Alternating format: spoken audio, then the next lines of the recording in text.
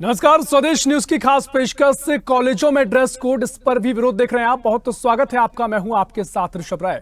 मध्य प्रदेश की मोहन सरकार राज्य के सभी सरकारी और प्राइवेट कॉलेजों में छात्रों के लिए समान यूनिफॉर्म या ड्रेस कोड लागू करने की तैयारी कर रही है और राज्य के सभी सरकारी और प्राइवेट कॉलेजों को अपने छात्रों के लिए एक समान ड्रेस कोड लागू करने का निर्देश भी दिया गया है। और राज्य के उच्च शिक्षा मंत्री इंदर सिंह परमार के मुताबिक ड्रेस कोड लागू होने के बाद अन्य किसी भी तरह की ड्रेस पर प्रतिबंध रहेगा। और पिछले साल कर्नाटक समेत कई राज्यों में हिजाब विवाद पर विवाद के बाद एमपी सरकार ने यह फैसला लिया है और मध्य प्रदेश में केवल 50% कॉलेजों में ड्रेस कोड फिलहाल लागू है। बुर्का, हिजाब और साड़ी जैसे कपड़े छात्रों के बीच मतभेद पैदा कर रहे थे और इसलिए मुख्यमंत्री मोहन यादव और उच्च शिक्षा मंत्री इंदर सिंह परमार ने सभी कॉलेजों में ड्रेस कोड लागू करने का फैसला किया है। परमार का कहना है कि कॉलेज के छात्रों के बीच एकरूपता लाने की कोशिश की जा रही है और इस ड्रेस कोड के माध्यम से वे अनुशासन सीखेंगे और समान व्यवहार भी प्राप्त करेंगे, क्योंकि वे एक जैसी ड्रेस पहनेंगे इसलिए सभी छात्र एक जैसे दिखेंगे और छात्रों के बीच कोई भेदभाव नहीं किया जाएगा। इधर विपक्ष ने कहा कि सरकार का ध्यान राज्य में शिक्षा की गुणवत्ता सुधारने पर होना चाहिए और कांग्रेस का सीधा आरोप है कि बीजेपी सरकार ने कर्नाटक से कुछ नहीं सीखा, जहां उन्होंने विधानसभा चुनाव से पहले हिजाब पर प्रतिबंध को एक बड़ा मुद्दा बताया और साथ ही बड़ा मुद्दा बनाया गया और चुनाव हार गए। अब वे ड्रेस कोड जैसे मुद्दे लाकर छात्रों को शिक्षा और रोजगार की मांग से भटका रहे हैं। कांग्रेस विधायक आरिफ मसूद का कहना है कि कर्नाटक में भी हिजाब विवाद बेवजह था। सरकार हिजाब और बुर्का को लेकर छींटाकशी करना चाहती है और इसे मध्य प्रदेश में पसंद नहीं किया जाएगा। लड़कियां अगर हिजाब पहन रही हैं तो इसमें बुराई क्या है? प्रतिबंध नहीं होना चाहिए। लड़की चुने कि हिजाब पहनना है या नहीं पहनना है। कर्नाटक में तत्कालीन बीजेपी सरकार ने कक्षाओं में हिजाब पहनने वाली छात्राओं की एंट्री पर प्रतिबंध लगाने के बाद एक राजनीतिक विवाद शुरू हो गया था और सुप्रीम कोर्ट तक पहुंचा था। हालांकि मध्य प्रदेश के उच्च शिक्षा मंत्री इंदर सिंह परमार ने कहा कि जब हमारे देश में राष्ट्रीय शिक्षा नीति यानी एनईपी लागू की गई तो मध्य प्रदेश इसे अपनाने वाला अग्रणी राज्यों में से एक था।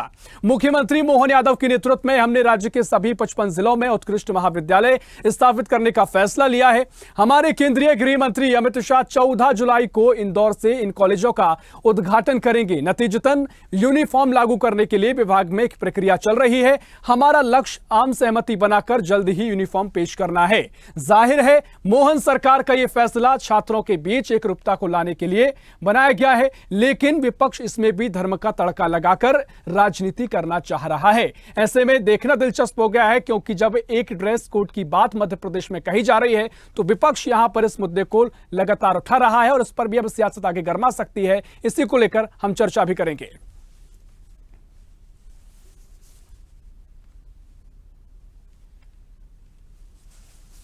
तो मध्य प्रदेश में जल्द लागू होगा यूनिफॉर्म कोड और कॉलेजों में यूनिफॉर्म ड्रेस कोड लागू किया जा रहा है और इससे के साथ ही मध्य प्रदेश की सियासत भी गर्मा गई है और विपक्ष का कहना है कि मध्य प्रदेश सरकार ने कर्नाटक में हुए हिजाब विवाद से कुछ नहीं सीखा है। सरकार की मंशा रोजगार के मुद्दे को भटकाने की है, छात्रों को भटकाने की है, ताकि रोजगार का मुद्दा गायब हो जाए और ड्रेस कोड में ही छात्र उलझ जाएं। ऐसे तमाम तरीके के दावे और कहें कि आरोप सरकार पर विपक्ष द्वारा लगाए जा रहे हैं। लेकिन कॉलेजों में ड्रेस कोड की शुरुआत होगी 14 जुलाई को। देश के गृह मंत्री अमित शाह इंदौर पहुंचेंगे और इस ड्रेस कोड की सिलसिले की शुरुआत हो जाएगी, जल्द लागू होगी। हालांकि सरकार का कहना है कि एक रूपता इससे छात्रों में आएगी और सभी से सहमति बने, इसको लेकर सरकार प्रयास कर रही है। सहमति के बाद सरकार इस फैसले को लागू करेगी।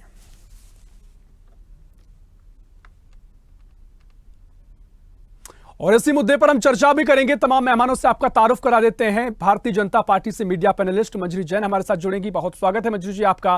साथ ही कांग्रेस से रितेश त्रिपाठी हमारे साथ जुड़ेंगे। रितेश जी बहुत स्वागत है आपका। और स्वदेश न्यूज की सीनियर एडिटर मुक्ता पाठक हमारे साथ लाइव जुड़ गई हैं। मुक्ता जी आपका भी बहुत स्वागत है और शुरुआत भी आप ही से करूंगा। जिस तरीके से काफी महत्वपूर्ण ये मुद्दा छात्रों के लिए, युवाओं के लिए, क्योंकि कॉलेजों में सभी की ड्रेस एक समान करने की तैयारी मध्य प्रदेश में की जा रही है। इससे पहले देश में भी राजनीति कई दफा गर्माई और कांग्रेस और विपक्षी दलों का कहना है कि भारतीय जनता पार्टी विविधता खत्म करना चाहती है। जो अलग अलग धर्म संप्रदाय, अलग अलग रंगों का देश है उसमें एक रंग लाना चाहती है और बीजेपी भी कहती आई है कि एक देश एक संविधान चलना चाहिए और क्योंकि एक झंडा एक देश एक संविधान की बात है बीजेपी करती है। हालांकि इस मुद्दे को इनसे अलग देखा जा सकता है। अगर कॉलेजों में एक ड्रेस कोड लागू करने की बात की जा रही है और जो विपक्ष आरोप लगा रहा है, आप इस पूरे मसले को, इस मामले को कैसे देख रही है मुक्ता जी?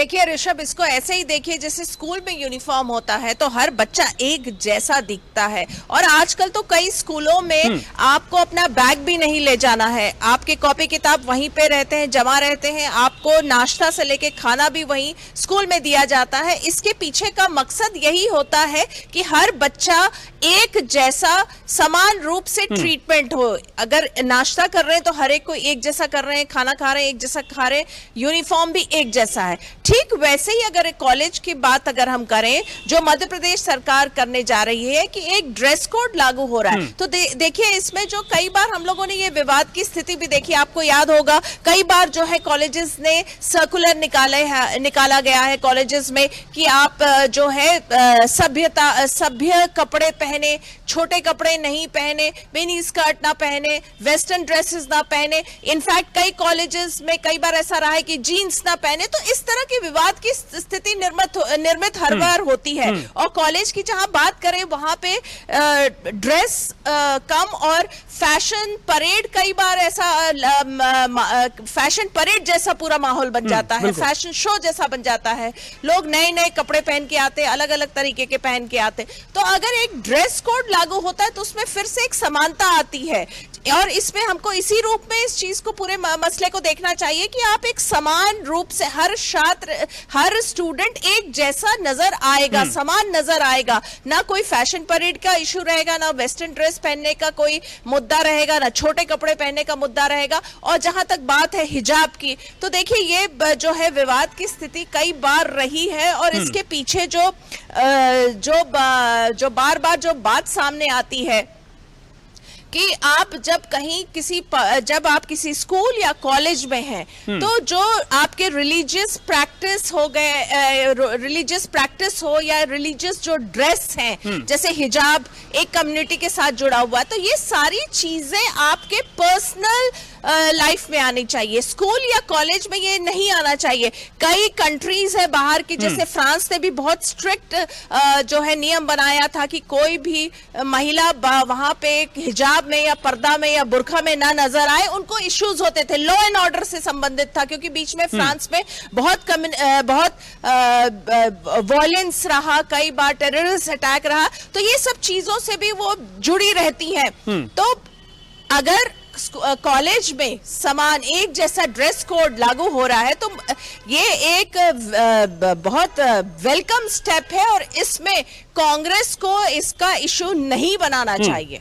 निश्चित तौर पर देखिए, आपने बड़ी सरलता से पूरे मामले को समझाया, विश्लेषण किया, और कितनी स्पष्टता है मुक्ता जी कि अगर एक ड्रेस कोड लागू हो रहा है इसमें आपत्ति क्या होना चाहिए। एक रूपता की बात सरकार कह रही है, हालांकि कांग्रेस के तर्क हैं, हम उनसे भी क्योंकि सियासत पर गरमाई है और क्या वो तर्क रखते हैं अपने, इस पर हम चर्चा भी करेंगे। मंजरी जी, पहले मैं आपके साथ आ रहा हूं, आपके पास आ रहा हूं। जिस तरीके से कांग्रेस ये कह रही है कि ड्रेस कोड का मुद्दा लाकर छात्रों को शिक्षा और रोजगार की मांग से भटकाया जा रहा है, और साथ ही वो कह रहे हैं कि आपने कर्नाटक का जो हिजाब विवाद था उससे कुछ भी नहीं सीखा है। आपका तर्क रखिए, और कैसे आप ये पूरी समझाएंगे कि जो ड्रेस कोड का पूरा मामला है उसको एक रूपता आएगी और किसी भी तरह के व्यवधान इससे नहीं होंगे। देखिए, मुक्ता जी ने बहुत अच्छे से बात रखी है,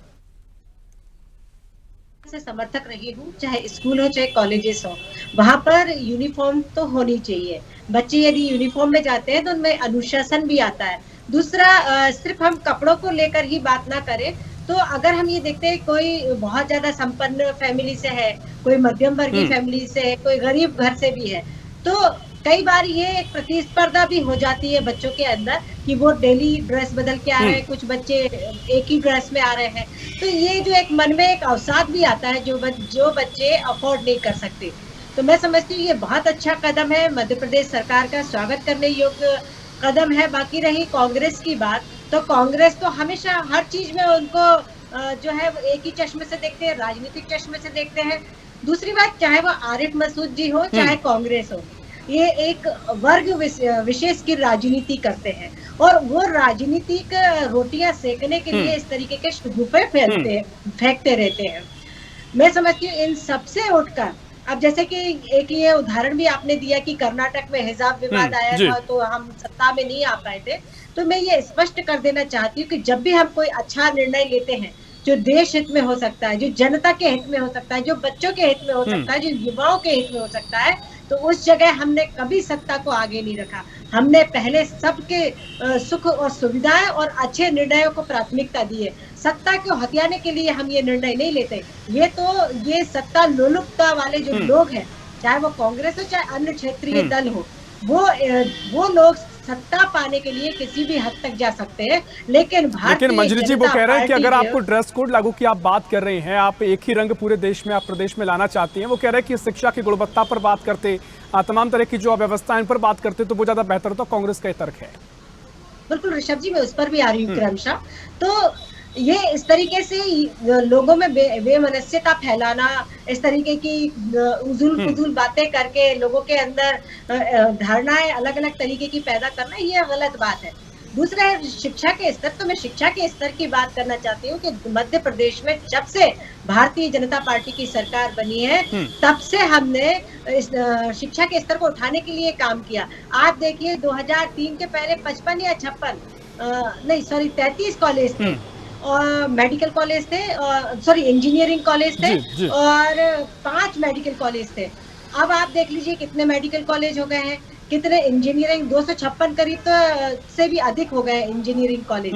तो इस तरीके से, और अब ये जो 55 पीएम श्री कॉलेज खोले जा रहे हैं, तो कहीं ना कहीं हमने इसमें इस बात का ध्यान रखा है कि शिक्षा, उत्कृष्ट शिक्षा का, गुणवत्ता परक शिक्षा और समावेशी शिक्षा और रोजगार उन्मुखी शिक्षा, इस तरीके की शिक्षा को हम अब जोड़ने जा रहे हैं, जिसमें बच्चों को, जिसमें उनका इंटरेस्ट है, वो उस तरह की शिक्षा ग्रहण करें और अपने भविष्य में जो भी रोजगार करना चाहते हैं उस तरह की शिक्षा ग्रहण करके अपने भविष्य का निर्माण कर सके, अपने भविष्य का सुरक्षित कर सके। तो इस तरीके से शिक्षा की गुणवत्ता को हमने सुधारने का काम किया है, चाहे वो किसी भी समुदाय के बच्चे हो। हर समुदाय के बच्चों को आगे बढ़ाने के लिए, देखिए अगर मैं आदिवासी समुदाय की बात करती हूँ तो उन बच्चों की शिक्षा के लिए भारतीय जनता पार्टी की सरकार ने नीट, सेट जैसे जो एग्जाम होते हैं, जो उन परीक्षाओं के लिए फ्री कोचिंग क्लास और निश्चित तौर पर देखिए, बिल्कुल आपने, ठीक है, आपने तमाम बातें कही। अब समय लगातार हमारे पास कमता जा रहा है, हम इस पर चर्चा को और आगे ले जाते हैं। और रितेश जी, मैं आपके पास आता हूं। जिस तरीके से चाहे मंजरी जी कह रही हैं, क्योंकि अगर एकरूपता छात्रों में आएगी, तमाम तरह की जो स्थितियां हैं, अगर पूरा फोकस अध्ययन में रहेगा, शिक्षा पर रहेगा, तो उसमें कांग्रेस को क्या आपत्ति हो सकती है? और आप जो कह रहे हैं कि अगर कर्नाटक में हिसाब से बीजेपी ने नहीं सीखा है, तो बीजेपी कह रही है हम चुनाव के लिए सब नहीं करते, जो बेहतर है शिक्षा के लिए, छात्रों के लिए, उसके लिए किया जाता है। बहुत बहुत धन्यवाद। स्वदेश चैनल के सभी दर्शक गणों को जी अपना नमस्कार करता हूं। और ऋषभ जी, आज आपका पहली मैंने बातचीत कर रहा हूं, आप बहुत अच्छा बोल रहे हैं। तो जो मंजरी जी भारतीय जनता पार्टी की तरफ से उन्होंने अपनी बात रखी, मुक्ता जी ने भी समीक्षा की। मेरा ये कहना है कि आप क्या मानते हैं, स्कूल में यूनिफॉर्म ज्यादा जरूरी स्कूल और कॉलेज में, या वहाँ शिक्षा ज्यादा जरूरी? शिक्षा की गुणवत्ता पर ध्यान दिया जाना चाहिए, बच्चों के भविष्य पे ध्यान दिया जाना चाहिए, उनके फ्यूचर पे, उनके जॉब्स पे ध्यान दिया जाना चाहिए, उनके एकेडमिक्स पे और सिलेबस पे ध्यान दिया जाना चाहिए। मैं आपसे पूछना चाहता हूं कि विगत 20 वर्षों से 10 साल, दो डेकेड निकल चुके हैं, 2 दशक निकल चुके हैं, तो ये भारतीय जनता पार्टी की प्रदेश में सरकार रही है, इनमें कितने साइंटिस्ट पैदा किए, इनने कितने इंडस्ट्रियलिस्ट पैदा किए? जो यहाँ की शिक्षा नीति है, भाई साहब, आपसे कहने में मुझे शर्म आती है कि आप भोपाल हब में रहते हैं, मेट्रोपॉलिटन शहर से बाहर निकल के हम देखें तो यहाँ के गांव की स्थिति ये है। मैं सतना जिले से आता हूँ और हमारे जो ब्लॉक है, वहाँ के जो स्कूल हैं, उनमें कम से कम, मैं जिला पंचायत सदस्य होने के नाते मैंने कई बार सदन में बात उठाई है कि हमारे क्षेत्र में 100 स्कूलों में 10 से 12 ऐसे स्कूल हैं जहां पर स्कूल में या तो शिक्षक नहीं है और या तो बिल्डिंग नहीं है। खाने के नाम पर छिपकली मिल जाना, कॉकरोच मिल जाना और कचरा मिल जाना, ये तो बहुत ही सामान्य बात है।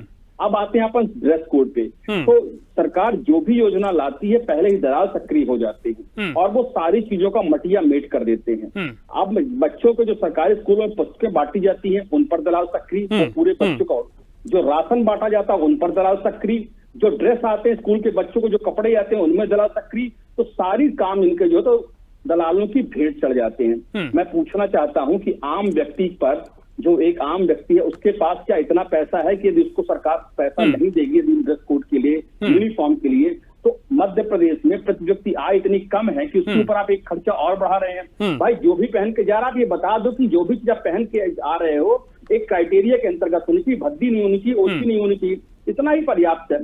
पर स्कूलों में जबरदस्ती ये ड्रेस कोड लादना, मैं ये मानता हूँ कि विद्यालयों में या महाविद्यालयों में शिक्षा के स्तर पर सुधार होना चाहिए और ना कि ये जबरदस्ती की ड्रामेबाजी होना चाहिए। 1986 में राष्ट्रीय शिक्षा नीति कांग्रेस ने लाई थी देश में समान शिक्षा के लिए।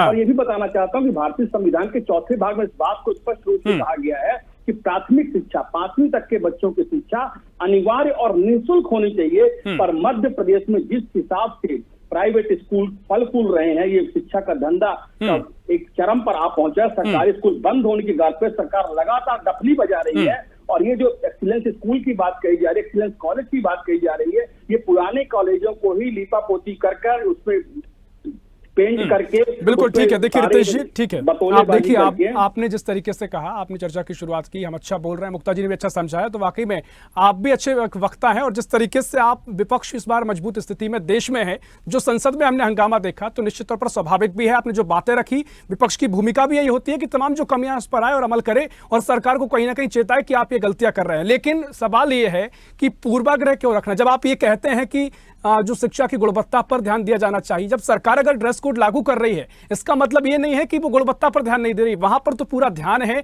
एक अच्छा कहें कि रंग में भी नजर आए, एक अच्छी तरीके से एक रूपता भी आए, ताकि जो विवाद की आपने जिक्र किया, हिजाब विवाद हो गया, तमाम तरीके से ड्रेस से विवाद उत्पन्न होते हैं, वो विवाद भी तो खत्म हो जाएंगे ना सर, उस पर भी आप ध्यान दीजिए। भाई ये भारत, जैसे मुक्ता जी अभी बात करी थी फ्रांस की, फ्रांस की संस्कृति अलग है। हमारे देश में सर्वधर्म समभाव की वसुधैव कुटुम्बकम की भावना के साथ, तो इसको धर्म से क्यों जोड़ना है? ये शिक्षा है, यही तो सवाल है ना, धर्म से क्यों जोड़ा जा रहा है? मैं यही कह रहा हूँ कि क्यों यूनिफॉर्म कोड लाना, क्यों दुनिया भर की बतौलेबाजी करना, जो ड्रॉप आउट रेट है उसको कम करिए, जो अनएम्प्लॉयमेंट है उसको कम करिए। रितेश जी, यहीं से विवाद उत्पन्न होते हैं। जब संविधान की बात की जाती है, संविधान के दायरे में सभी एक हो जाते हैं, उसमें धर्म के चश्मे से देखना यही सवाल खड़े करता है। आप इसको जनता को लगातार उठाते आए हैं, लेकिन जनता की बीच बात अभी समझा नहीं पाए हैं कि आप अगर यूसीसी का विरोध भी कर रहे हैं, कहां उसमें धर्म को लेकर कहा गया है, कहां आप ड्रेस कोड में धर्म आ जाता है? मध्य प्रदेश में 16% ड्रॉप आउट रेट है। सरकार को क्या उससे पहले काम नहीं करना चाहिए था? बिल्कुल, देखिए मैंने कहा आपका विपक्ष का काम है, आप ये सवाल उठा सकते हैं, बिल्कुल आपकी भूमिका है। सरकार को उस पे काम नहीं करना चाहिए था? मध्य प्रदेश में 8.5 लाख स्नातक दर की ठोकरें खा रहे हैं। ठीक है, देखिए समय हमारे पास कम है, पहले मुक्ता जी मैं आपके पास आऊंगा, फिर मंजरी जी आपके पास जाऊंगा। जिस तरीके से सियासत गरमाती है, जब एक ड्रेस कोड की बात हो, यूसीसी की बात होती है, अगर मध्य प्रदेश के लिहाज से चर्चा हो रही है, तो इस पर सियासत कितनी वाजिब है मुक्ता जी आपके नजरिए से? क्योंकि जिस तरीके से अगर ड्रेस कोड में कोई परेशानी, मुझे नहीं लगता कि अगर कोई विद्यार्थी वर्ग है या जनता है, समस्या आनी चाहिए, लेकिन सरकार ने कहा है कि जब तक सहमति नहीं बन जाती हम तभी लागू करेंगे। तो विपक्ष के जो सवाल है वो कितने महत्वपूर्ण आप देख रहे हैं?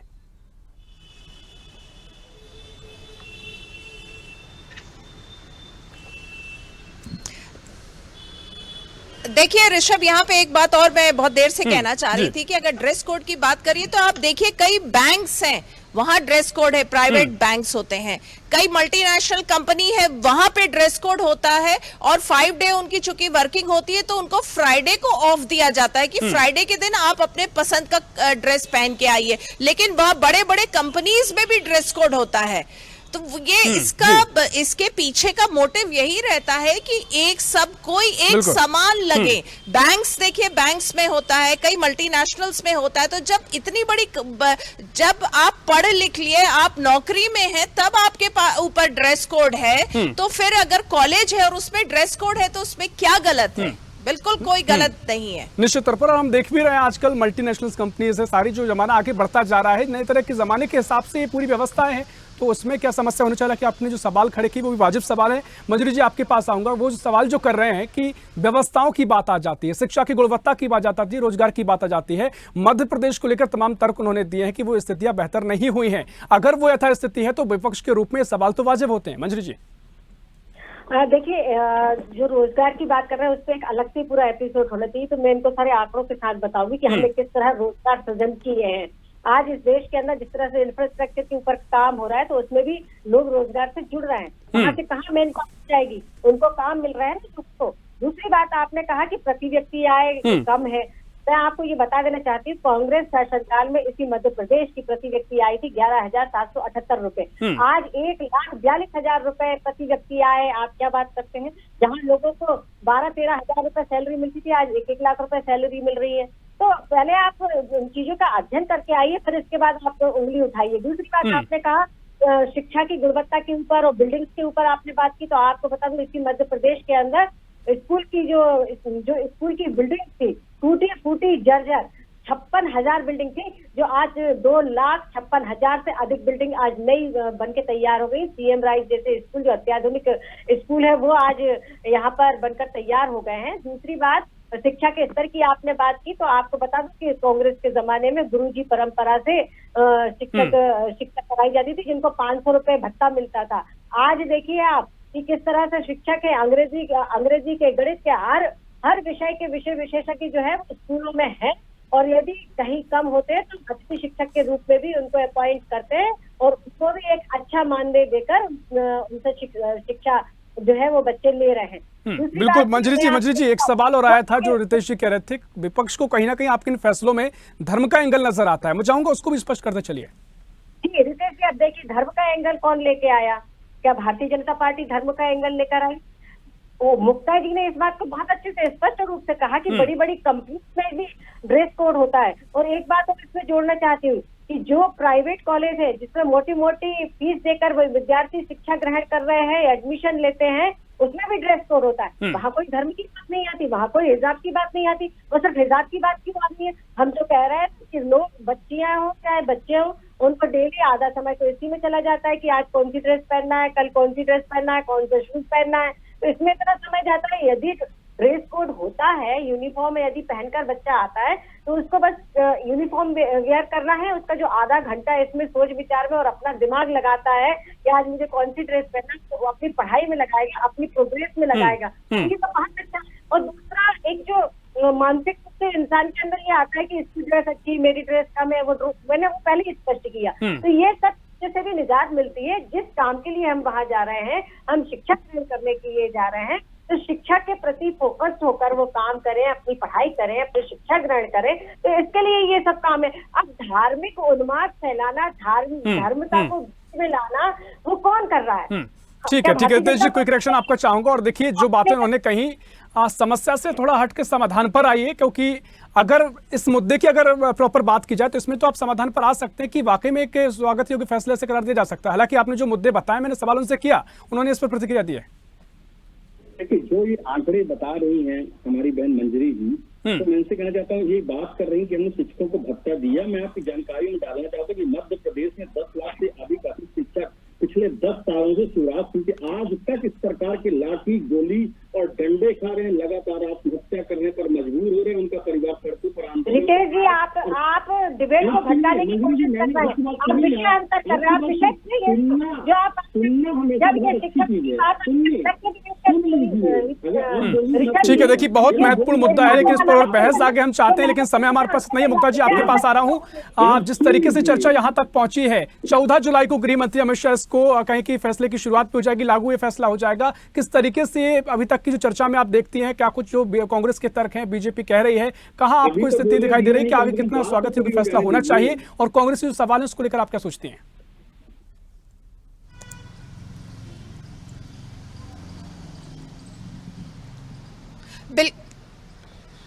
बिल्कुल स्वागत योग्य फैसला है। जो बार बार हम बात कर रहे हैं एक समानता की, वो आएगा। और देखिए जिस तरह से प्राइवेट कॉलेज, जो मंजरी जैन ने कहा कि जो प्राइवेट कॉलेजेस हैं वहां पे भी ड्रेस कोड है, तो वहां पे तो रिलीजन नहीं आता, तो इसमें रिलीजन क्यों आ रहा है? हमको इसको इस रूप में देखना चाहिए कि एक समानता आएगी सारे स्टूडेंट्स के बीच में, और इसमें कांग्रेस का हक, कांग्रेस आरोप लगा सकती है, जो गलतियां हैं सरकार के फैसले में वो पॉइंट आउट कर सकती है, लेकिन इस फैसले में धर्म को नहीं जोड़ना चाहिए। बिल्कुल, देखिए मुझे भी लगता है जो रितेश जी कह रहे हैं, उनको ड्रेस कोड से बहुत आपत्ति नहीं है, उनको आपत्ति है व्यवस्थाओं से।